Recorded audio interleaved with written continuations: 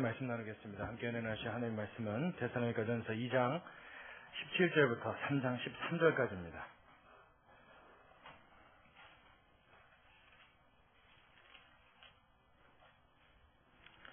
데살로니가전서 2장 17절부터 3장 13절, 3장 마지막 절입니다. 3장 13절까지. 제 성경으로는 신약성경 329면에 있습니다.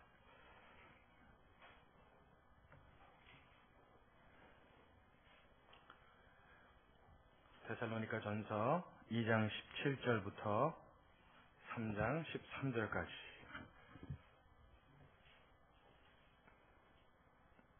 다 찾으셨으면 우리 한 절씩 같이 교독하겠습니다. 형제들아, 우리가 잠시 너희를 떠난 것은 얼굴이요 마음은 아니니 너희 얼굴 보기를 열정으로 더욱 힘썼노라.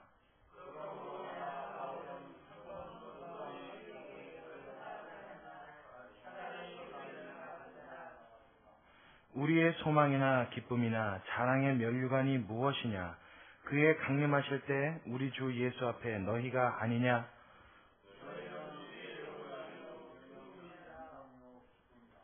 이러므로 우리가 참다 못하여 우리만 아단에 머물기를 좋게 여겨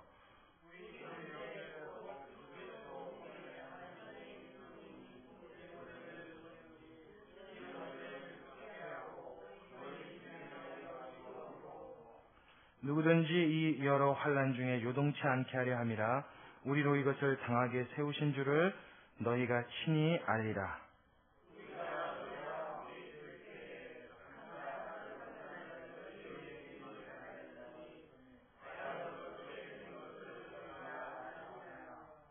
이러므로 나도 참다 못하여 너희 믿음을 알기 위하여 보내었노니 이는 혹 시험하는 자가 너희를 시험하여 우리 수고를 헛되게 할까 함일러니.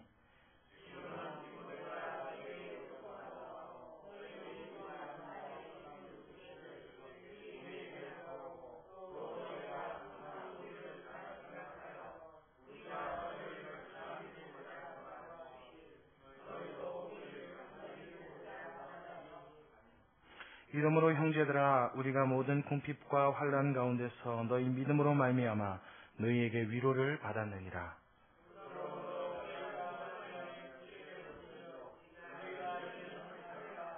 우리가 우리 하나님 앞에서 너희를 인하여 모든 기쁨으로 기뻐하니 너희를 위하여 능히 어떠한 감사함으로 하나님께 보답할꼬.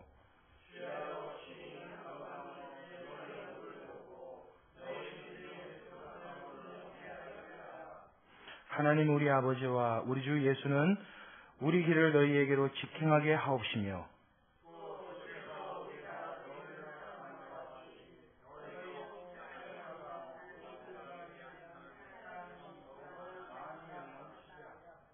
자, 우리 13절 함께 읽습니다.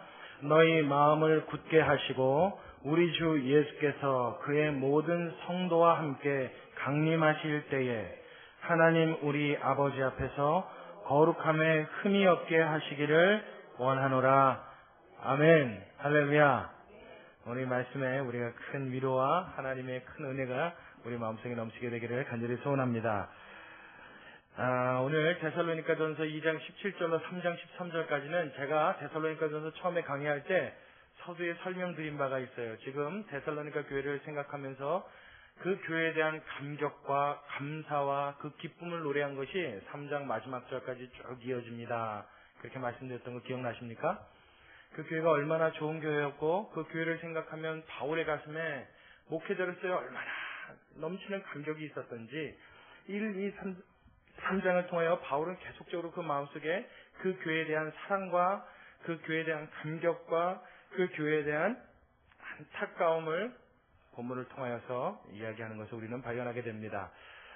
특별히 2장 17절부터 그 교회를 생각할 때 이별, 지금 현재 데살로니가 교회 교인들과 이별되어서 보지 못하고 있는 그 안타까운 심정을 바울은 아주 세세하고 구체적으로 기술하고 있는데요. 우리가 먼저 알아야 될 것은 데살로니가 교회 교인들과 바울이 헤어지게 된 것은 그가 몇 년 동안 오래 그 교회에서 목회하다가 지금으로 말하면 은퇴를 하고 그 교회 교인들과 헤어지게 된 것이 아니라 혹은 다른 전도지로 또 다른 사역을 위해서 준비하고 순찰을 밟아서 나가게 된 것이 아니라 갑작스러운 이별을 하게 됐다는 것을 우리는 본문의 뉘앙스를 통해서 조금 느끼게 됩니다. 사실이 그렇습니다. 바울은 데살로니가 교인들과 어떤 순찰을 밟아서 어떤 순차적인 상황에 의해서 이별을 한 것이 아니라 갑작스러운 이별을 하게 되었고 어떠한 사건 때문에 이별하고 싶지 않은 이별을 할 수밖에 없는 상황에 놓이게 되었습니다. 그래서 쉽게 말하면 목회자와 성도가 생이별을 한 상황이 되었어요.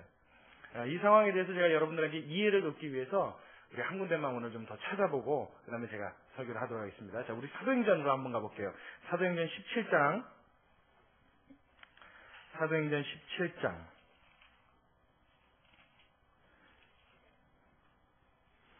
자, 1절부터의 말씀을 우리 한번 보도록 하겠습니다. 사도행전 17장 1절. 216년에 있습니다. 사도행전 17장 1절.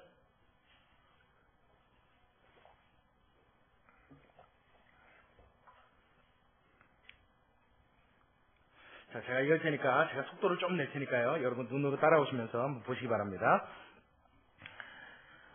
저희가 암비볼라와 아볼로니아로 다녀가 데살로니카에 이르니 거기 유대인의 회당이 있는지라 바울이 자기 규례대로 저희에게로 들어가서 새 안식일에 성경을 가지고 강론하며 뜻을 풀어 그리스도가 해를 받고 죽은 자 가운데서 다시 살아야 할 것을 증명하고 이르되 내가 너희에게 전하는 이 예수가 곧 그리스도라 하니 그 중에 어떤 사람 곧 경건한 헬라인의 큰 무리와 적지 않은 귀부인도 권함을 받고 바울과 실라를 쫓으나.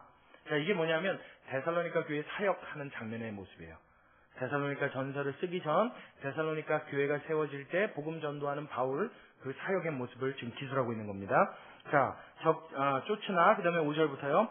그러나 유대인들은 시기하여 저자의 어떤 괴악한 사람들을 데리고 때를 지어 성을 소동케 하여 야손의 집에 달려들어 저희를 백성에게 끌어내려고 찾았으나 발견치 못함에 야손과 및 형제를 끌고 읍장들 앞에 가서 소리질러 가로되 천하를 어지럽게 하던 이 사람들이 여기도 이름에 야손이 들였도다. 이 사람들이 다 가이사의 명을 거역하여 말하되 다른 임금 곧 예수라는 이가 있다 하더이다 하니 무리와 읍장들이 이 말을 듣고 소동하여 야손과 그 나머지 사람들에게 보호를 받고 놓으니라. 자, 이게 무슨 말이냐면 지금 이 17장 1절부터 9절까지의 내용에 한 2, 3주간의 시간이 흐른 겁니다. 그러니까 데살로니카에 머물러서 저희들이라고 하면 바울과 실라를 말해요. 바울과 실라가 그 데살로니카에 있는 교인들을 전도했습니다. 그래서 복음을 전하였더니 경건한 헬라인들, 쉽게 말하면 이방인들이죠. 이방인으로서 예수님을 믿은 사람들이 무리가 많아졌다 그랬어요. 그리고 그 안에는 귀부인들도 적지 않았답니다. 많은 무리가 예수님을 믿고 그 도를 따르고 이제 하나님의 자녀로, 지금으로 말하면 종교를 바꾼 거죠. 이 기독교 안으로 들어온 겁니다. 하나님의 자녀로 들어왔고 예수님을 주라 시인하는 교회의 무리에 속하기 시작한 겁니다. 이것이 점점점 늘어난다는 소문을 들으니까 한 2, 3주가 지났어요. 그러고 난 다음에 이 소문이 그 지역 전체에 퍼지기 시작하니까 이 퍼질 수밖에 없다는 설명을 제가 지난 시간에 계속 말씀드렸죠. 예수 믿는 사람이 티 안 내고 예수 믿을 수 있어요, 없어요? 있다고 그랬어요, 없다고 그랬어요? 없다고 그랬어요. 티가 나는 거예요. 예수님을 믿고 하나님의 자녀가 되니까 이 사람들의 삶이 막 바뀌어지는 거예요. 저 사람들 왜 저래? 그래서 그 사람들의 행동의 변함의 근원을 쫓아가 봤더니 어머, 누가 왔어요? 바울이라는 사람이 데살로니카에도 온 거예요. 그래서 유대인들이 그 말을 듣고 어떻게 해요? 천하를 어지럽게 하던 사람이 드디어 이곳에도 왔구나. 그래서 그곳에서 유대인들이 폭동을 일으킵니다. 바울을 잡겠다고 야손의 집에 들어와서 난동을 부리고 저자에 있는 사람들을, 이 무리배들을 데려다가, 쉽게 말하면 깡패들이죠. 깡패들을 데려다가 난동을 피운 거예요. 그래서 닥치는 대로 잡아가려고 눈을 부릅뜨고 왔는데 그 소문을 들은 교인들 중에 바울과 실라를 사랑하는 교인들이 자기들의 목회자였던 바울과 실라를 숨긴 거죠.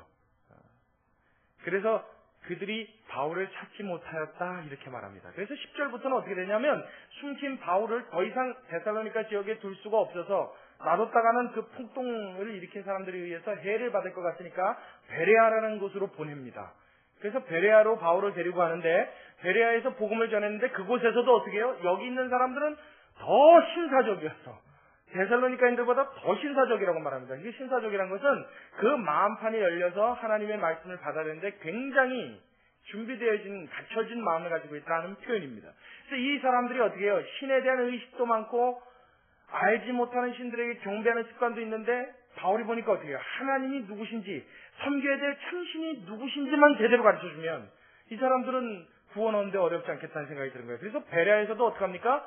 복음을 전하였더니 그곳에서도 복음이 막 왕성하게 일어나는 거예요. 그 소문이 어떻게 해요? 또 퍼졌죠.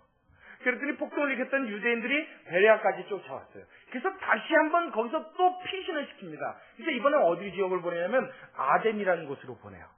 그러니까 데살로니가에서 도망쳐서 베레아에서 아덴까지 갔어요. 아덴까지 가는 장면이 어디 나오냐면 17장 저 뒤로 넘어가서요. 자, 16절로 가보면요. 바울이 아덴에서 저희를 기다리다가 온성의 우상이 가득한 것을 보고 마음이 분하여 이렇게 돼 있죠. 베레아에서 전도하고 그 폭동을 일으킨 유대인들이 쫓아오니까 자 13절에요. 데살로니가에 있는 사도행전 17장 13절입니다. 데살로니가에 있는 유대인들이 바울이 하나님 말씀을 베레아에서도 전하는 줄을 알고 거기도 가서 무리를 움직여 소동케 하거늘 형제들이 곧 바울을 내어보내어 바다까지 가게 하되 실라와 디모데는 아직 거기 유하더라. 자 보세요. 데살로니가에 디모데와 실라와 바울이 함께 사역을 하다가 그 다음에 폭동이 일어나니까 어디로 갔어요? 베레아로 도망쳤습니다. 그래서 베레아에서도 복음을 전하니까 그 소문이 또 퍼져서 쫓아왔단 말이에요. 그래서 이번에는 피신을 시키는데 시간이 없었는지 급박했는지 상황이 어찌됐든 간에 셋이 같이 도망치지 못하고 바울만 급하게 피신을 시켜서 아덴까지 보냈습니다. 보냈는데 15절을 보세요. 15절에 바울을 인도하는 사람들이 데리고 아덴까지 이르러 그 다음에 뭐요? 바울에게서 실라와 디모데를 자기에게로 속히 오게 하라는 명을 받고 떠나니라. 자 이제 안 보셔도 돼요. 잘 보세요. 어떻게 됐냐면 데살로니가에 있던 이 세 명이 베레아까지 갔단 말이에요. 베레아에서 쫓아오니까 다시 도망쳤는데 어떤 상황이었는지 모르겠지만 바울 혼자서 간신히 아덴까지 왔습니다. 그래서 아덴까지 인도했던 사람들과 바울이 아덴에 도착하자 바울이 자기를 인도해 준 사람들한테 부탁을 하는 거예요. 누구를 빨리 보내달라고? 누구요? 실라와 디모데. 다시 베레아로 돌아가서 거기 남아있는 디모데와 실라를 빨리 나에게로 좀 오라고 내 말을 전해달라. 그리고 부탁해서 그들이 떠났다고 합니다. 떠난 사이에 바울은 뭐 했겠어요? 실라와 디모데가 올 때까지 기다렸겠죠? 기다리면서 아덴을 쭉 돌아보는데 길거리마다 우상이 서 있는 걸 보면서 마음이 어떻게 해요? 분함을 느껴서 거기서도 또 복음 전하는 거예요. 이렇게 되는 겁니다. 이해하셨죠? 이 상황이 지금 우리가 읽은 데살로니가 전서 2장 17절로 3장 마지막 절까지의 상황이에요. 그래서 지금 어떻게 해요? 바울이 이 상황에 대해서 해석을 하면서 글을 쓰는 겁니다. 데살로니가 교회요. 그래서 바울이 아덴에 있으면서 실라와 디모데를 빨리 이 아덴으로 좀 오게 하십시오. 근데 그 이유가 무엇이었냐면 데살로니가 전서 2장 17절 이하를 쭉 봤더니 자 보세요. 3장 1절로 가서 이러므로 우리가 참다 못하여 우리만 아덴에 머물기를 좋게 여겨 우리 형제 곧 그리스도 복음의 하나님의 일꾼인 디모데를 보내노니 왜 아덴에서 급하게 베레아에 있는 여러분 이해되세요? 이거 어떻게 되는지 이해가 되세요? 좀 헷갈리시죠? 이걸 어떻게 설명해야 되나? 지금 이걸 준비해서 쓸 수도 없고 저는 이게 굉장히 이해가 편할 줄 알았는데 말을 하고 보니까 좀 복잡하네요. 앞에 건 다 뛸게요. 다 띄고 아덴에 혼자 와 있었단 말이에요. 바울이. 왜 왔는지는 아시죠? 폭동이 일어나서 해하려고 하니까 도망치다시피 왔어요. 그러니까 환란이 일어난 거예요. 핍박이 온 거예요. 그래서 간신히 도망쳐서 아덴까지 왔는데 베레아에서는 미처 아덴까지 다 같이 못 오고 바울만 왔단 말이에요. 그래서 베레아 아덴 뺄게요. 이짝 동네에 바울이 혼자 있고 저짝 동네에 누구요? 실라하고 디모데가 있었던 거예요. 근데 바울이 자기를 데리고 와준 사람한테 디모데고 실라 빨리 이짝 동네로 오라고 나한테 좀 빨리 보내주십시오. 그리고 전가를 보내서 보냈습니다. 왜 보냈는가? 데살로니가 전서에 와서 봤더니 이유가 뭐요? 데살로니가 지역 처음에 전도해서 교회가 세워진 그 지역이 궁금했던 거예요. 궁금했단 말을 그냥 단순히 궁금하다고 생각하면 그런가 보다 하고 말 텐데 오늘 데살로니가전서 2장 17절 이하를 쭉 봤더니 그 바울의 마음속에 밤낮 교회를 위하여 하나님 앞에 부르짖었다 이렇게 이야기합니다. 그러니까 무슨 말이냐면 그 데살로니가 교인들이 마음에 걸린 것이 그냥 궁금하다. 어떻게 잘 지낼까?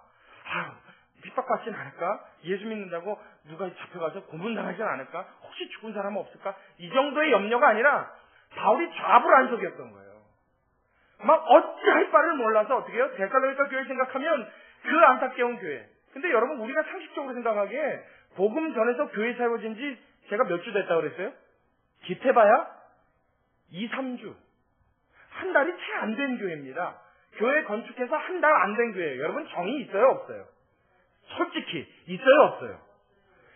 이나마 지금 저하고 여러분하고는 한 2년 됐죠? 보통 교회요, 목회자와 교인 간에 유대관계가 생기고 마음이 통하고 인간적으로도 서로 신뢰하고 하는 정도의 기간이 필요한 기간을 이야기하면 보통 신학자들이나 목회자들이 하는 얘기가 한 2년 정도 필요하다 이렇게 이야기해요. 그러니까 사실 우리 교회는 이제서야 저와 여러분이 슬슬 하나 되어져가는 방법을 발견해 나간다고 해도 과언이 아닙니다. 근데 여러분 생각해 보세요. 상식적으로 교회 개척해놓고 3주 딱 전도에서 나온 성도들이에요. 정이 있어요? 없어요? 누군지 제대로 알아요? 몰라요? 뭐 인사나 제대로 해봤겠습니까? 그나마 교회에서 예배 끝날 무렵에 자 앞뒤 좌우에 계신 분들하고 인사 나누십시오. 그러면 기껏 해야 인사하는 게 뭐예요? 제가 안녕하세요. 그럼 여러분들 안녕하세요. 그럼 말아요. 그게 너무 짧은 것 같아요. 제가 건강하십시오. 그럼 또 뭐라고 하냐면 건강하십시오. 그럼 또 이렇게 가만히 있어요. 이게 여러 말로 인사하라는 건데 그것도 하기가 어려워서 앞뒤 좌우에 계신 분들 그러면 보통 제가 말하는 건 저 앞, 뒤, 좌우에 계신 분입니다. 그러니까 저 안부터 이 앞에까지 이렇게 좀 인사하라는 얘기인데 앞뒤 좌우에 계시면 앞, 뒤, 좌우예요. 그러니까 이게 내 앞에 있는 사람들만 인사한단 말이에요. 그러니까 이런 관계에서 교회가 3주 지속된다고 가정하자고요. 정 없습니다. 뭐 그렇게 애틋하겠어요? 누가 교회에 나왔었는지 아직 잘 파악도 안 될 상황이고 그나마 이름도 제대로 다 파악되어지지 않을 수도 있는 아주 짧은 시간이에요. 근데 참 놀라운 것은 그 짧은 시간 세워진 그 교회에 바울도 어떻게 해요? 그 교회만 생각하면 좌합을 하면서 견딜 수가 없어서 밤낮으로 교회를 놓고 하나님 앞에 부르짖을 수밖에 없는 그 마음이 가는 교회였다는 겁니다. 할렐루야! 할렐루야! 뿐만 아니라 뭐라고 얘기해요? 우리가 너희를 간절히 보고 싶어 하는 것처럼 너희도 어떻게 해요? 우리를 간절히 보고 싶어 하니. 이 일이 하나님께서 속히 이루셔서 우리가 너희에게 가 하나님의 경건한 것과 신령한 것을 다 우리가 나누기를 사모한다 이야기하고 있습니다. 그러니까 너무 아쉽고 너무 해결하는 거예요. 할렐루야! 여러분 교회 관계는 이래야 되는 줄로 믿습니다. 그게 왜 그렇습니까? 어떻게 이런 일이 가능해요? 우리 상식으로는 너무 좀 과한 표현인 것 같은데 여러분 성경에 기록된 것은 절대 과장에는 거짓이 없음을 믿으시기 바랍니다. 하나님의 말씀에는 거짓이 없어요. 그렇다면 어떻게 2, 3주밖에 안 된 이 역사가 짧은 교회에 이렇게 애정과 사랑이 넘칠 수가 있습니까? 무엇 때문이에요? 하나 되게 하시는 성령께서 하나님의 영으로 그들을 영적으로 해산의 쑥으로 하여 낳은 것 같이 짧은 시간이지만 그 짧은 시간 안에 하나님의 혈연으로 묶여진 예수 그리스도의 피의 역사가 있었기에 가능한 줄로 믿으시기 바랍니다. 그러니까 교회는 말이에요. 사람이 어떤 사람이 있고 성품이 얼마나 좋은 사람이 있느냐에 좌우되지 않습니다. 뭐요? 하나님의 성령이 그 교회에 얼마나 강하게 움직이고 하나님이 주인 되어 계시느냐. 여러분 교회 사원은 여기에 달린 줄로 믿으시기 바랍니다. 비록 적은 규모의 교회라 할지라도 적은 수의 교인이라 할지라도 하나님의 성령의 손에 강하게 붙들린 교회는 세상이 감당할 수 없는 그의 능력이 나타난 줄로 믿으시기 바랍니다. 여러분 이게 하나님의 역사예요. 사람의 생각으로 이게 됩니까? 천만의 말씀입니다. 여러분들은 밤에 주무실 때 제 얼굴이 너무 보고 싶어서 밤잠을 못 이룬 적이 있으십니까? 우리 가족도 없을걸요 아마. 솔직히 여러분 있어요 없어요? 예 고맙습니다. 예. 참 저 친구는 밉상이야. 저하고 16년 됐어요. 16년 같이 있은 지가. 그런데도 제가 눈에 밟힌 적이 없답니다. 이거 할렐루야 해야 되는 겁니까? 예, 알겠습니다. 예. 중요한 건 여러분, 그러한 여러분의 마음이 잘못됐다는 얘기가 아니에요. 어찌 보면 그게 정상 같아 보이는 게 현실입니다. 사람의 마음은 그래요. 저 역시도 막 여러분의 얼굴이 보고 싶어서 자다가도 벌떡 일어나고 우리 집사님, 우리 권사님, 우리 전도사님, 우리 교회 학생, 부대 가 있는 민호 막 자다가 막 그런 적이 있을까요? 솔직히 말씀드리면 저도 그렇게까지는 없어요. 그게 여러분들에게 책망하려고 잘못됐다고 말씀드리려고 하는 얘기가 아니라 사람은 그게 당연하고 정상입니다. 이제 시간이 더 가면서 제가 여러분들을 애틋해하고 여러분 때문에 눈물을 흘린 적은 있어요. 아니 자주 흘립니다. 그거는 제가 하나님 앞에 무릎을 꿇고 여러분의 이름을 부르고 기도할 때, 여러분은 하나님 앞에 놓고 그 한 사람의 영혼, 그 가정을 놓고 기도할 때 가슴에 애가 차는 그 마음을 하나님이 주실 때가 있어요. 그때는요, 제 생각이 아니죠. 제 마음이 아닙니다. 이게 누구의 마음이에요? 하나님의 마음이 제 안으로 들어오는 거죠. 여러분 가만히 생각하면요, 뭐 집사님 생각하면 제가 왜 울어요? 멀쩡하신데, 그렇죠? 근데 기도할 때 가끔가다 하나님이 울고 싶은 마음을 주신단 말이에요. 아니, 울고 싶은 마음이 아니라 울게 하세요. 그냥 가슴이 찢어지게 하신단 말이에요. 이게 누구의 마음이라고요? 예수님의 마음. 오늘 낮에 제가 설교하면서 뭐라고 그랬어요? 성도는 하나님의 성령을 이미 받았습니다. 할렐루야. 우리는 하나님 앞에 뭘 기도해야 돼요? 성령의 충만함을 구해야 돼요. 성령의 충만함이라는 건 이와 같은 거예요. 기도할 때 하나님 주신 이 감동으로 어떻게 해요? 내가 젖어 들어가는 겁니다. 내가 그 속에 빠져들어가는 거예요. 그렇게 살아가는 겁니다. 이걸 보고 뭐라 그래요? 교회 생활, 신앙 생활이라고 말하는 거예요. 하나님을 믿는다는 것은 그저 하나님의 이름을 가진 사람으로 살아가는 것을 말하는 것이 아니라 그 하나님의 이름으로, 그 하나님의 마음으로, 그 하나님의 성품으로 나의 삶이 젖어 들어갈 때 성령 충만한 성도의 삶을 살아간다 말할 수 있는 줄로 믿으시기 바랍니다. 바울과 데살로니가 교회가 이와 같은 관계가 되었다는 거예요. 누구의 역사입니까?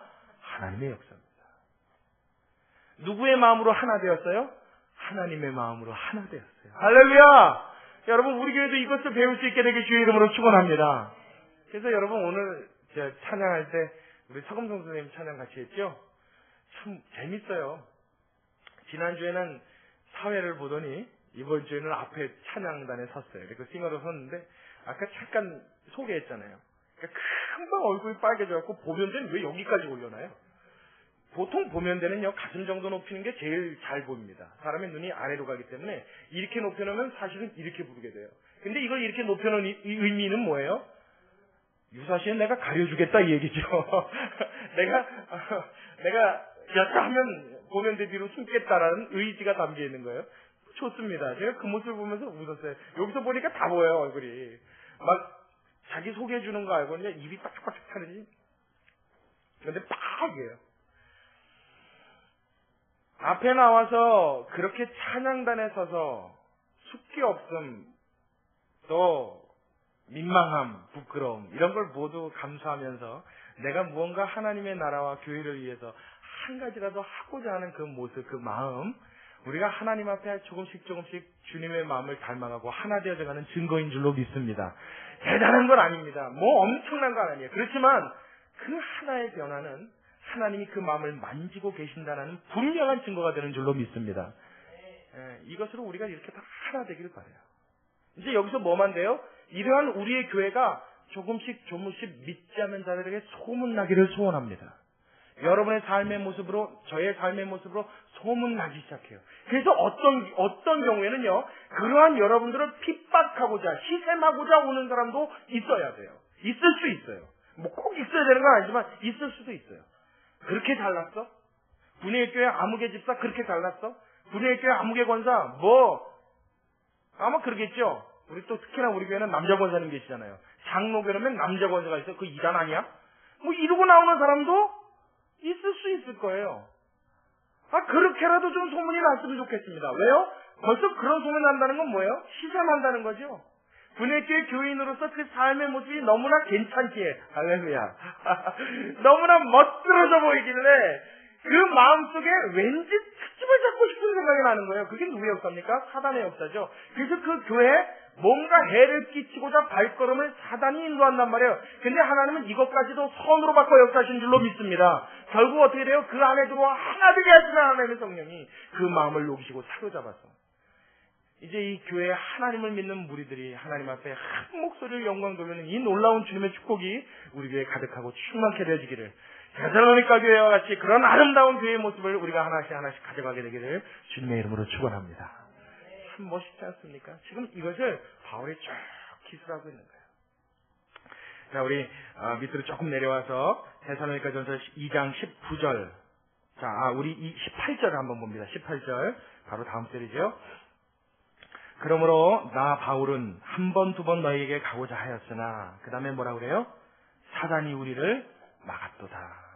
지금 바울은 이미요, 이때 당시에 영적으로 굉장히 예민해져 있는 사람이고, 영적인 통찰력이 굉장히 뛰어나 있는 하나님의 아주 쓰임받는 지도자였습니다. 그래서 자신이 그 데살로니가 교회에 다시 가서 하나님의 어떤 신령한 것과 은혜를 함께 나누고자 하는 이 사모함을 사단이 맡고 있다는 것을 그가 직감적으로 알고 있었어요. 우리는 그렇게 이야기하죠. 절대 그런 일이 일어나지 않을 거야 라고 생각하는 어떤 일, 혹은 그런 일이 한 번도 있지 않았기에 당연히 이 일은 순탄히 처리될 것이라고 믿었던 일에 이상하게 나의 경우에 가서는 꼭 잘못되고 꼬일 때 있죠. 있어요, 없어요? 그때 여러분 우리 입에서 얼른 튀어나오는 말이 뭐라 그래요? 아, 나는 왜 이렇게 되는 일이 없어? 그러면서 꼭 뒤에 꼬리말처럼 가는 게 있죠. 아, 재수가 없으려니까 되는 일이? 이게 저만 하는 말이에요? 저는 여러분들한테 많이 들은 얘기인데, 자, 재수가 없으려니까 되는 일이 뭐라 그래요? 없어요. 그죠? 우리는 재수 없어요. 그죠? 되게 재수 없는 사람들이에요? 아니죠? 여러분, 그리스도인들이 살아가면서요, 삶에 보이지 않는 어려움과 환난을 만날 때가 있습니다. 기억하십시오. 반드시 보이지 않는 것에서 사단이 역사하는 줄로 믿으시기 바랍니다. 중요한 건 여러분, 하나님께서 우리에게 주신 것은 하나님의 본심은 하나님의 사람들, 자녀들로 하여금 심히 근심하고 고통받는 것이 하나님의 본심이 아니라고 성경은 이야기합니다. 나의 생각은 내가 하나니, 하나님 말씀이에요. 나의 생각은 내가 하나니, 하나님의 자녀들이 항상 행복하고 기쁘고 화평을 누리고 하나님의 평강을 누리는 것이 하나님의 뜻이다. 성경은 이야기하는 줄로 믿으시기 바랍니다. 그러니까 사실은 하나님의 본심은 뭐예요? 하나님의 자녀들이 얼굴이 해와 같이 빛나고 그 삶 가운데 하나님의 영광이 충만히 나타나면 늘 마음속에 기쁨과 감사함이 넘쳐나는 것. 이것이 주님의 깊은 뜻인 줄로 믿으시기 바랍니다. 자주 얘기해서 여러분 귀에 못이 박히잖아요. 항상 기뻐하라. 항상 기뻐하라 이 말씀은 하나님이 기쁜 일이 없어도 기뻐하라는 얘기예요. 아니면 항상 기쁜 일이 있기를 원하시기에 기뻐하라는 거예요. 둘 다 맞아요, 사실은. 둘 다 맞는데 원래 하나님이 더 생각하시는 게 뭐냐면 항상 기뻐해라. 이 말은 뭐예요? 항상 너에게 기쁜 일이 있기를. 그렇죠. 기본적으로 하나님이 원하시고 이게 기본적으로 있고 그 다음에 기쁜 일이 없을 때에도 어떻게 하라고요? 그렇죠. 기뻐하라는 거죠. 무슨 하나님이 무슨 우리나라 옛날에 고전에 나오는 놀부도 아니고 말이에요. 맨날 어려움은 가져다 주시면서 항상 기뻐하랬지. 이게 무슨 하나님입니까? 아니요. 하나님이 항상 기뻐하라고 말씀하시는 것은 늘 그의 삶에 기쁨이 넘치는 일이 가득하기를 하나님이 원하신다는 말씀인 줄로 믿으시기 바랍니다. 쉬지 말고 기도하라. 그렇죠? 항상 하나님과 뭐요?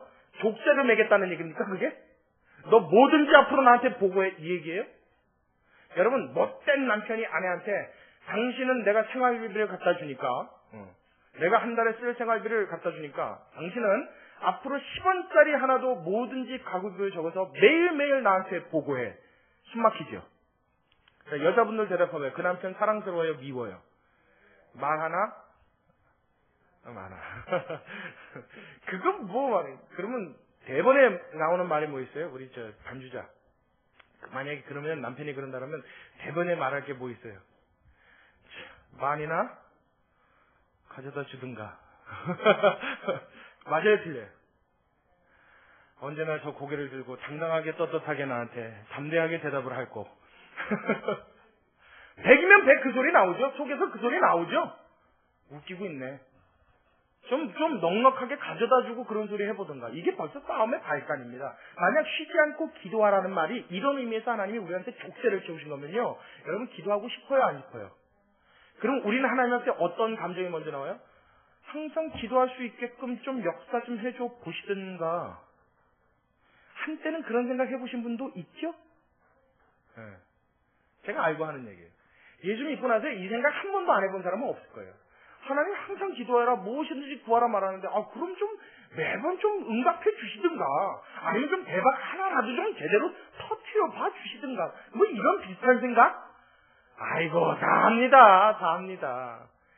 도깨방망이 아니라고 하지만, 그래도 하나님의 자녀라면 좀, 따박따박 기도로 좀 응답해 주시든가, 그럼 내가 하지 말래도 하지요. 우리는 하나님 앞에 이런 핑계 변명 많이 한단 말이에요. 그렇죠? 근데 여러분, 항상 기뻐하라, 쉬지 말고 기도하라는 이 쉬지 않고 기도하는 것은 족쇄름에서 항상 너는 나한테 묶여라 이 말이 아니라 뭐예요? 나하고 항상 교제하자는 겁니다. 할렐루야.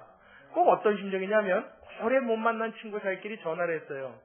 얼마나 반가운지 전화번호 연락을 몰라서 연락처를 몰라서 못하다가 몇 년 만에 연락이 됐단 말이에요. 꿈에도 그리던 친구입니다. 너무너무 보고 싶어요. 전화하자마자 대번에 하는 말이 뭐예요? 야, 길게 말할 거 없어. 우리 뭐해? 만나. 그러죠. 뭐예요? 항상 기도하라 쉬지 말고, 항상 기뻐하라 쉬지 말고, 그 얘기입니다. 오래는 거예요. 만나자는 거예요. 그 마지막이에요. 범사에 감사하라. 마찬가지입니다. 하나님이 감사할 거리 없어요. 내 쥐고 벗고 쥐구멍에도 볕들날이 있다는데 내 쥐구멍은 어떻게 되는지 날마다 컴컴해. 이거는 뭐 컴컴한 거는 고사하고 물까지 새 축축하고 어두워. 그러니 무슨 내가 하나님 앞에 감사할 거리가 있겠어? 그래도 하나님이 감사해라 이거다. 그 의미의 감사가 아니라 뭐예요? 하나님이 범사에 감사하라고 하시는 것은 범사에 너의 마음이 감사가 넘쳐나도록 행복감이 그 가슴에 가득하기를 하나님이 기뻐하신다는 하나님의 참뜻이 담긴 줄로 믿으시기 바랍니다. 자, 그 하나님의 생각이 이와 같아서 우리를 향한 하나님의 생각은 항상 기쁨이요 평안이요 행복이라 하나님 말씀하셨다고요. 근데 그러한 우리의 삶 가운데 우리는 항상 오해하죠. 우리는 항상 주님 앞에 이야기하죠. 왜 하나님은 내 삶 가운데 행복이 없는데 기쁨이 없는데 만족이 없는데 기뻐하라 말씀하십니까?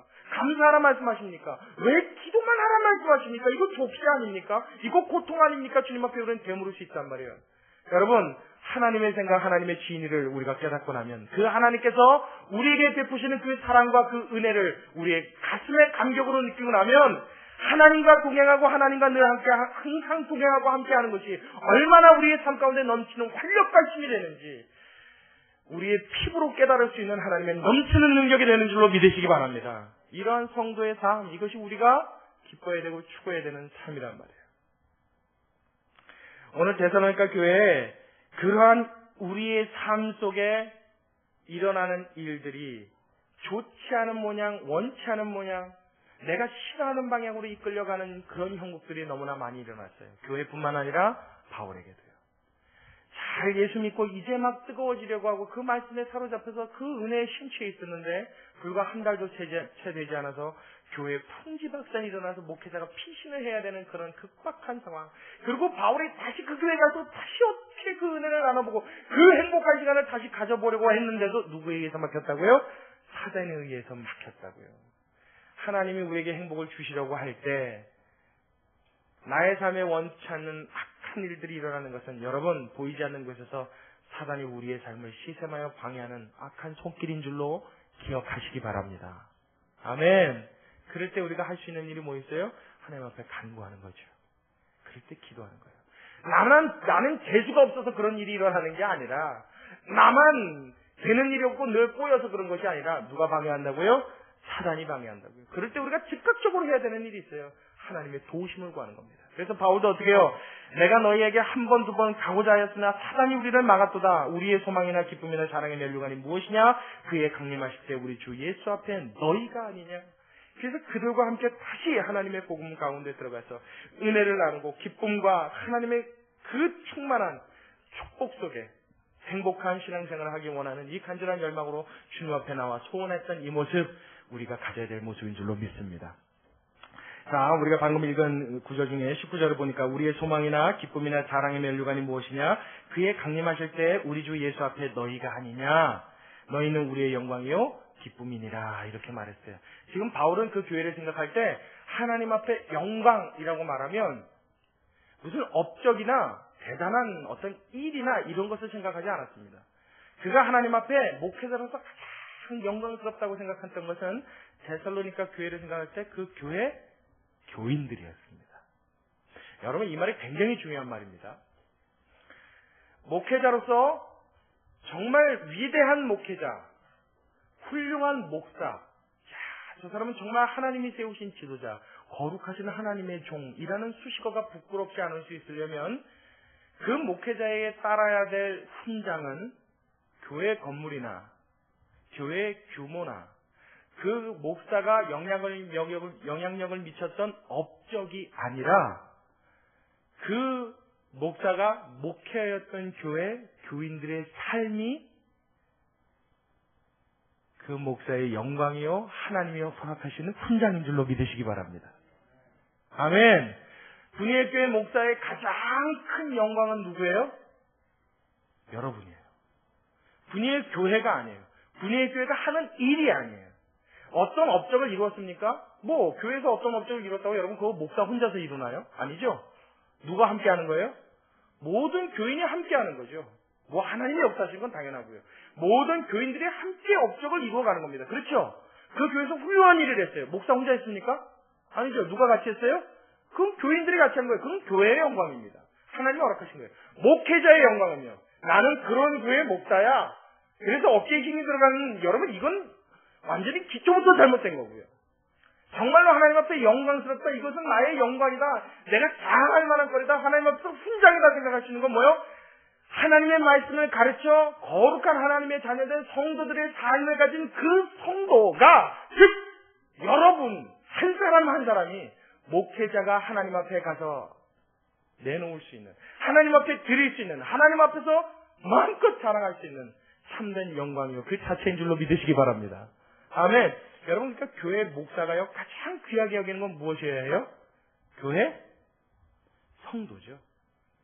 성도입니다. 그러니까 목회자는요 교회를 목회하면서 가장 소중하게 생각해야 될 게 있다면 그 교회에 출석하면서 하나님의 말씀을 배우고 영적인 양식을 먹고 자라고 있는 성도들의 영혼입니다. 어른만요? 아니죠. 남자만요? 아니죠. 남녀노소 상관없이 모든 하나님이 맡겨주신 양무리를 하나님이 나에게 주신 영광으로 생각하는 이 목회자의 목회, 그러한 교회, 여러분 참된 교회예요. 바른 교회예요. 아름다운 교회예요. 좋은 교회인 줄로 믿으시기 바랍니다. 아멘. 그래서 여러분 교회가 바르게 되고 제대로 된 교회일수록 무엇하냐면 사람을 세웁니다. 사람을 세워요. 교회를 세우는 게 아니라 사람을 세워나갑니다. 사람을 교육시키고요. 사람을 일으킵니다. 그 교회 안에서 사람들이 막 살아나는 역사가 일어나요. 마음이 무너졌던 사람이 회복되어지고 강인한 사람으로 바뀌는 역사가 일어나고요. 할렐루야. 힘들어서 외로워서 고통스러워서 아파서 견딜 수 없는 마음의 상처 때문에 시리에 빠졌던 사람들이 그 안에서 큰 위로를 얻는 일이 일어나요. 실력 있고 능력이 있는데 돈이 없어서 경제적인 형편이 어려워서 아무것도 못하는 사람이 그 교회 안에 들어와서 일심으로 돕는 손길이 어떻게 해요? 훈련받은 사람으로 양성되어지는 일이 나요. 여러분 이런 교회야말로 참된 교회, 바른 교회, 좋은 교회인 줄로 믿으시기 바랍니다. 왜 그래요? 뭐 때문에 그렇습니까? 교회의 초점이 사람에게 있기 때문이에요. 그 사람을 귀하게 여기기 때문이에요. 그 한 사람의 한 사람의 영혼을 하나님이 기뻐하시고 사랑하신다는 것을 뼈에 새기고 가슴에 새겼기 때문이에요. 목회자가 그랬으니 누구도 그렇게 돼요? 성도들도 그렇게 되는 겁니다. 그래서 여러분 목회자가 성도들을 그렇게 생각할 때 성도들은 어떻게 해요? 우리는 목사님한테 그런 귀함을 받아야 될 성도들이 아니라 그것이 함께 정이 되어져 가는 겁니다. 그래서 교인들 안에서도 어떻게 해요? 내 옆에 있는 이 한 사람 한 사람이 귀해지는 거예요. 안타까운 거예요. 이 한 사람의 아픔이 나의 아픔이 되는 거예요. 그 사람의 귀한 것이 나의 귀한 것이 된 겁니다. 이렇게 하나로 뭉쳐져 가는 것. 이것이 하나님이 원하시는 교회의 상이요, 교회의 모습이요, 하나님의 마음으로 하나 되어지는 공동체의 모습인 것입니다. 지금 데살로니가 교회는요, 이 모습이 아주 전형적인 케이스를 우리에게 보여주고 있는 겁니다. 여러분, 현대에 정말 하나님이 기뻐하시는 교회 되기를 원하십니까? 혹은 여러분의 삶 가운데 하나님과 동행하기를 원하십니까? 여러분 기도할 때요, 우리 그렇게 말하죠. 하나님, 저는 하나님과 동행하기 원합니다. 어떤 사람은요, 이 동행하기 원합니다를 정말 몸을 비춰가면서 기도하는 사람도 많이 봤어요. 수도 없이 되뇌이는 사람들 많이 봤어요. 여러분, 참 민망한 말입니다. 하나님과 동행하는 거 어렵지 않습니다. 거창하게 그 하나님이 계신 곳에 내가 올라가서 같이 걸어가는 게, 여러분 이게 동행이 아니기 때문이에요. 정말 하나님과 동행한다는 건 뭐예요? 하나님의 생각과 교회가 함께 맞아떨어져 가기 시작하는 거예요. 정말 하나 되어져 가는 거예요. 하나님이 기뻐하신 일에 교회가 그 모습을 가져져 가는 것, 여러분 이것이야말로 하나님과 동행하는 것인 줄로 믿으시기 바랍니다. 동행이 대단한 게 아니란 말이에요. 여러분 우리는 다 알잖아요. 하나님이 뭐 기뻐하는지. 양보해 주는 거 기뻐하십니다. 아멘입니까? 그럼 좀 크게 해봐요. 아멘이십니까? 손에 봐주는 거 하나님이 기뻐하시잖아요. 낮아지는 거 기뻐하시지 않습니까? 섬기는 거 기뻐합니다. 사랑하는 거 기뻐하십니다. 내 자존심 꺾고 그를 위하여 그리스도의 사랑을 보이기 위해서 나를 희생하는 거 하나님이 제일 귀하게 여기시는 줄로 믿으시기 바랍니다. 그게 동행하는 거라고요. 별거 아닙니다. 대단한 거 아니에요. 근데 그거는 죽어도 안 하려고 작정을 하면서 그저 하나님과 늘 동행하길 원한대요. 그리고 생각은 다른 데가 있어요. 동상이몽입니다. 항상 하나님과 똑같은 세상을 바라보는데 하나님과 다른 꿈을 꾸는 거예요. 그렇고서 무슨 교회가 하나님과 동행하길 원합니까? 그 안에 무슨 하나님의 역사가 있겠습니까? 정말 간절히 바라건대 이 분이엘 교회 안에는 하나님이 너무 기뻐하시고 너무 사랑하셔서 기적을 일으키려고 하는 기적이 일어나지 않고 평범한 삶 속에서 나도 모르게 일어나는 이 저절로의 기적이 여러분의 삶 가운데 충만하게 나타나게 되시길 주님의 이름으로 축원합니다. 그거야말로 진짜 살아있는 교회죠. 꿈꾸는 교회입니다. 정말로 이 땅에 꼭 실현하고 싶은 교회의 모습입니다. 하나님의 마음을 소유한 교회. 할렐루야! 얼마나 멋져요. 지금 바울이 데살로니가 교회의 그런 모습을 이야기하고 있는 거예요. 자, 우리 3장으로 넘어가서 아까 말씀드린 아덴에 있을 때 그 형제 디모데를 보내서 너희의 안부를 물었고 돌아와서 그 보고한 내용에 대해서 지금 바울이 이야기하는 장면이 쭉 나옵니다. 이러므로 우리가 참다 못하여 우리만 아덴에 머물기를 좋게 여겨 우리 형제 곧 그리스도 복음의 하나님의 일꾼인 디모데를 보내노니 이는 너희를 굳게 하고 너희 믿음에 대하여 위로함으로 누구든지 이 여러 환난 중에 요동치 않게 하려 함이라. 우리로 이것을 당하게 세우신 줄을 너희가 친히 알리라. 우리가 너희와 함께 있을 때 장차 받을 환난을 너희에게 미리 말하였더니, 바울이 이걸 예상했다고 그러죠. 너희가 예수 믿으면 아마 핍박이 있을 거야. 그러고 얘기했다는 겁니다. 말하였더니 그래 뭐라고요? 과연 그렇게 된 것을 너희가 아느니라. 이러므로 나도 참다 못하여 너희 믿음을 알기 위하여 보내었노니 누구를요? 디모데를. 그렇죠? 디모데를 보내었노니 이는 혹 시험하는 자가 너희를 시험하여 우리 속으로 헛되게 할까 함이러니. 지금은 디모데가 이제 다녀온 겁니다. 다녀와서 너희에게로부터 와서 너희 믿음과 사랑의 깊은 소식을 우리에게 전하고 또 너희가 항상 우리를 잘 생각하여 우리가 너희를 간절히 보고자 함과 같이 너희도 우리를 간절히 보고자 한다니. 이러므로 형제들아 우리가 모든 궁핍과 환난 가운데서 너희 믿음으로 말미암아 너희에게 위로를 받았노라. 할렐루야. 이 말은 누구의 말이에요? 바울의 말입니다. 보세요. 이 데살로니가 교회에 이런 서신을 보낼 때 바울의 마음속에 참 기쁨과 위로와 힘이 되는 것이 있었어요. 무엇이었냐면 아덴에 있을 때 디모데를 보내서 그 교회 교인들 잘 신앙생활을 하고 있는지, 그 믿음이 연약해지진 않았는지, 핍박받는 사람한테 어떤 환난을 당해서 다 흩어지진 않았는지 좀 보고 와. 그리고 디모데를 보냈단 말이에요. 그래서 디모데가 가서 데살로니가 교인들을 딱 보고 돌아와서는 바울한테 보고하는데 얼마나 칭찬을 하는지. 사도님 걱정하지 마십시오. 우리가 비록 그 데살로니가 교회에 한 달도 채 못 있었지만 그렇게 큰 환난이 있었고 그런 어려움이 있었던 교회치고는 너무나 잘 성장했습니다. 우리와 떨어져 있는 기간 동안에 이 사람들의 믿음이 더 좋아졌습니다. 얼마나 열심으로 섬기고 얼마나 하나님이 기뻐하시는 일이 교회에 많은지 너무나 감격했습니다. 뿐만 아니라 우리가 그 교회를 이렇게 생각하고 하나님 앞에 밤낮 기도했지요. 못지않게 데살로니가 교인들도 우리를 기다리고 하나님의 복음 더 듣기를 그렇게 사모합니다. 정말 잘 됐습니다. 그 얘기를 듣고 아마 바울은 눈물을 흘렸을 것 같아요. 내가 그 말을 듣고 눈물을 흘렸노라 이런 말은 없는데, 여러분 안 울었으면 비정상일 것이요. 비정상이겠죠. 저는 상상만 해도 가슴이 울렁거려요. 만약에 그렇게 애절해서 애가 타서 디모데를 보냈는데 갔다 와서 디모데가 고개를 푹 숙이고, 만약 이렇게 보고했다 그러면 여러분 어떻겠어요? 바울의 심정이 그냥 찢어졌겠죠. 근데 그 반대였다고요. 얼마나 기뻐하고 얼마나 그 위로의 말을 전해주는지. 바울이 뭐라고 그래요? 이러므로 형제들아, 자 7절 다시 한번요. 이러므로 형제들아 우리가 모든 뭐요? 궁핍과 그 다음에요 환난 가운데서 너희 믿음으로 말미암아 너희에게 무엇을? 위로를 받았노라. 그러니까 지금 바울의 상황은요 굉장히 힘든 상황입니다. 그냥 환난이라고 표현 안 하고 자기가 당치는 어려움을 모든 궁핍 그리고 모든 환난 이렇게 표현했어요. 그러니까 굉장히 극심한 어려움에 처해 있는 거예요. 복음 전하면서 야 이렇게 힘들기도 어렵다 할 정도로 굉장히 극심한 어려움이 있었어요. 궁핍해서 먹을 것도 제대로 먹지 못하고 아주 사람들을 도망쳐 다니고 매를 맞고 하는 일들이 뭐 비일비재하게 일어날 수 있는지 급박한 상황 속에서 정말 힘들게 복음을 전함에도 데살로니가 교인들의 소식을 딱 접하고 났더니 그 마음속에 뭐가 일어나더라고요? 힘이 확 생기더라고요. 그래! 내가 이를 위해서 하나님 앞에 부름받았지. 이렇게 보람있는 일을 위해서 하나님 나를 쓰였지. 이렇다면 난 죽어도 좋아. 이런 마음이 마음에 생겼다는 거예요. 여러분 기억하십시오. 목회자는 성도를 사랑해야 되는 줄로 믿으시기 바랍니다. 그렇죠. 이건 저에 해당되어지는 얘기예요. 제가 여러분들을 가슴에 안고 하나님 앞에 나가 피를 쏟는 기도를 해야 되는 것이 정상입니다. 근데 여러분 여기서 끝이 아니에요. 역시 성도들도 목회자를 위하여 여러분의 생명을 걸고 기도해 줄 수 있는 열정과 사랑이 있어야 되는 줄로 믿습니다. 그때 어떤 일이 나요? 하나님의 역사가 일어나는 거예요. 아멘. 아멘.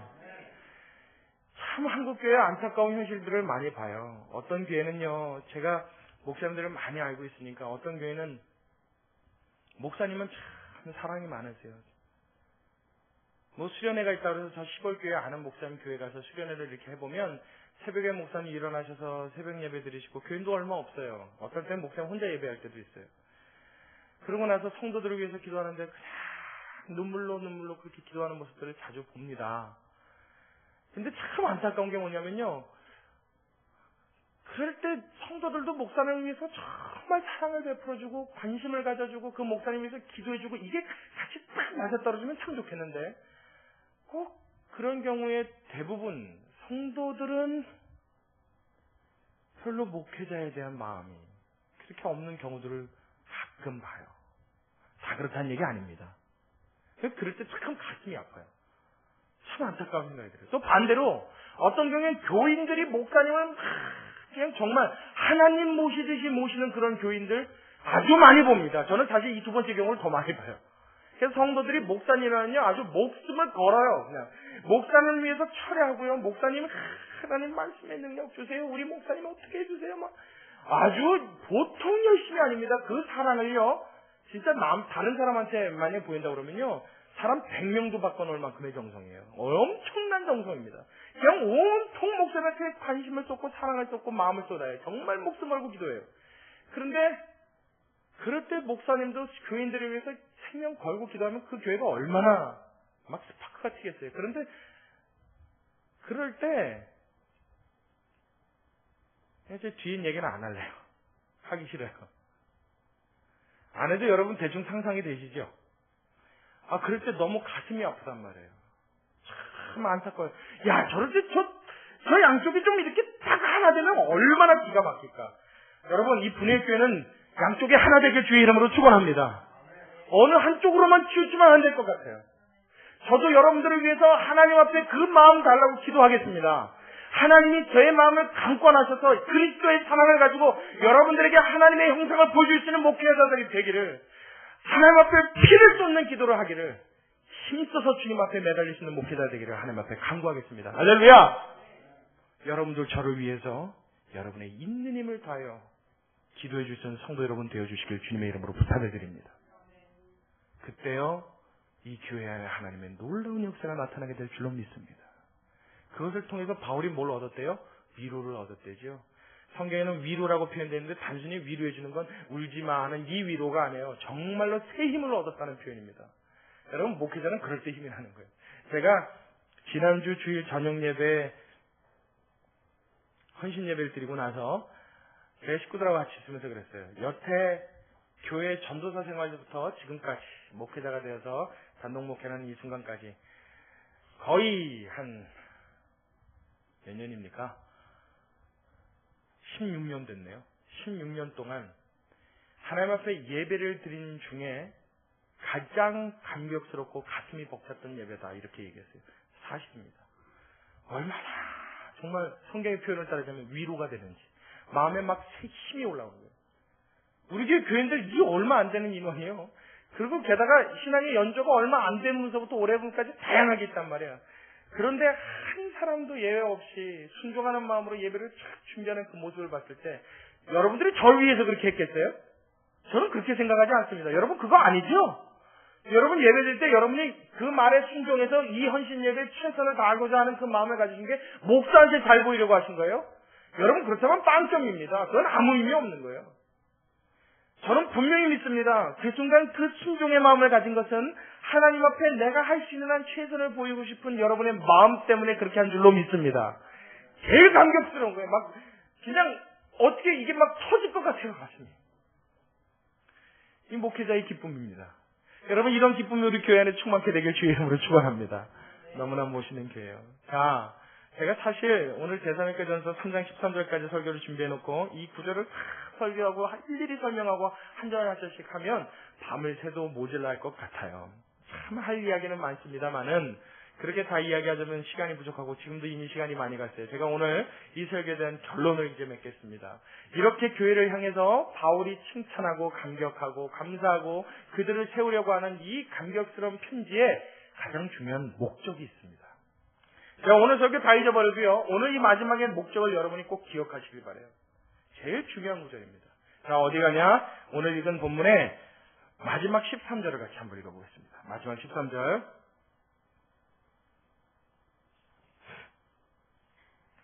자, 13절 함께 있습니다. 시작. 너희 마음을 굳게 하시고 우리 주 예수께서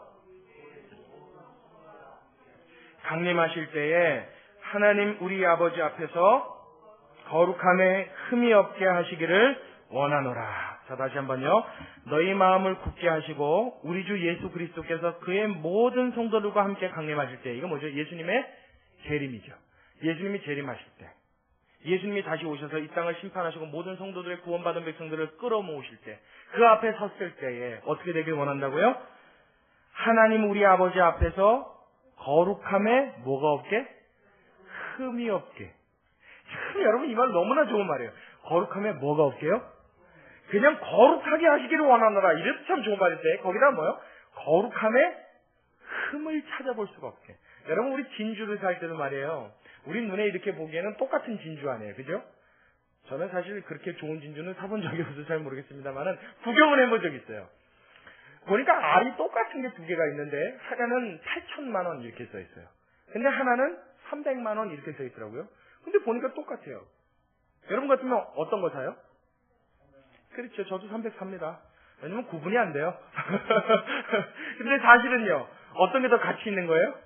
그 말하나 말하죠. 너무 기가 막혀서 물었어요. 아니 뭐가 차이가 있으니까 분명히 그렇게 됐겠죠. 근데 이게 8천만 원일 때 거의 흡사한 이놈이 300만 원인 이유는 뭡니까? 그러고 물었더니 그 직원이 해주는 얘기가 딱 한마디예요. 얘는 흠이 있고 얘는 흠이 없어요. 앞만 봐도 모르겠는 거예요.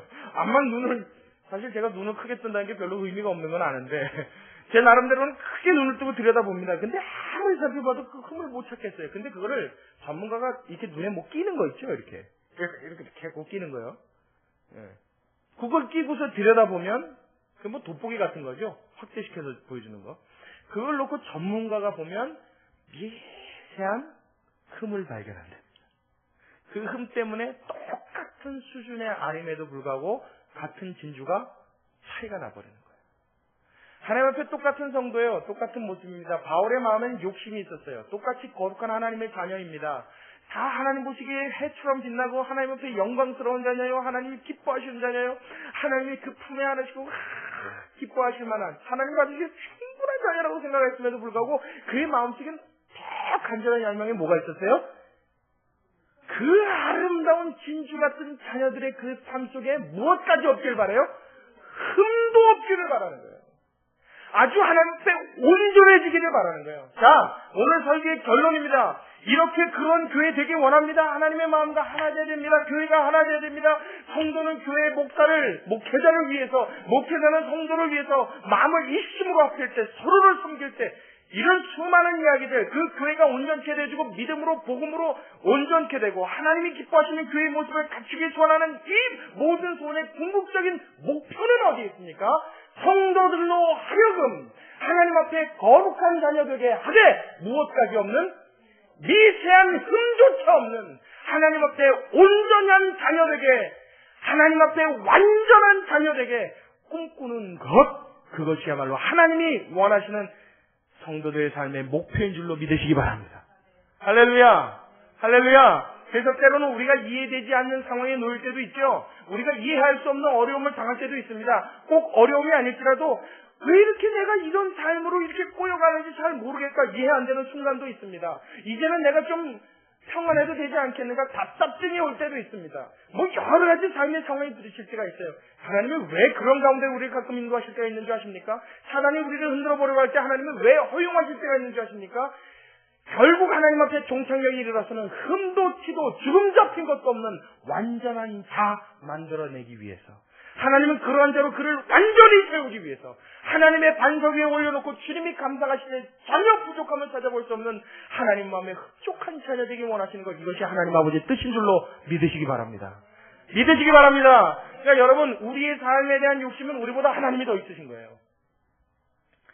여러분을 놓고 하나님이 고집 부리시는 거예요. 너는 내 자녀니까 어떻게 해요? 내 수준까지 올라오라는 거예요. 할렐루야! 할렐루야! 그리스도인이 믿음이 성장하는데 어디까지요? 그리스도의 장성한 분량까지 이르기를 원하노라 그러셨죠. 자, 요한계시록에 보면 제가 자주 인용하는 구절이에요. 내가 또 새 예루살렘을 보니, 새 하늘과 새 땅을 보니, 옛 하늘과 옛 땅도 없어졌고 바다도 다시 있지 않더라. 내가 또 새 예루살렘 성을 보니 꼭 마치 어때요? 신부가 남편을 위하여 단장한 것 같더라. 그렇게 아름다운 예루살렘 성이 하늘로부터 내려오는 것이 우리가 갈 집이랍니다. 아멘. 여러분, 그렇게 멋지게 만들었다는 건 뭐예요? 그 아름다운 집에 들어가는 우리들을 그 집에 들어갈 만한, 그렇게 신부가 단장과 같이 아름다운 곳에 들어갈 만한 자격 있는 자로 하나님이 만드시겠다는 고집입니다. 아멘. 구원받았으니 대충 살다가 천국 와라, 하나님 절대 이렇게 내버려 두지 않는다는 거예요. 급한 사람이 어쩔 수 없이 구원만이라도 하나님이 시키시지만, 누구같이요? 우편강도 같이. 그런 사람이면 뭐 거룩이고 성하고 뭐 있어요. 일단 구원시켜놓고 보는 게 우선 급선무죠. 근데 여러분, 우리의 인생이 허락되어지고 평탄한 삶 가운데 우리의 생애를 누리는 동안 구원받은 백성들은 하나님이 반드시 고집 부리신다는 것을 여러분 깨달으셔야 돼요.